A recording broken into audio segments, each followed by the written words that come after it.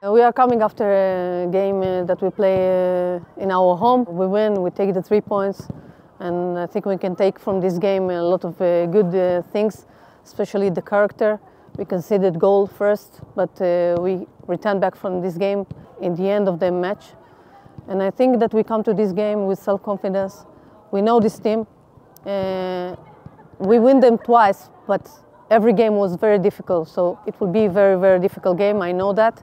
And the players need to show the quality and the ability that they have.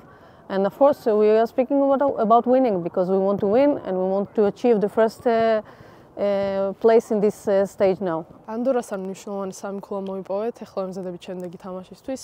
კვიპროსი საკმაოდ ძლიერი გუნდია, მაგრამ გუნდი ძალიან კარგად შევისწავლეთ.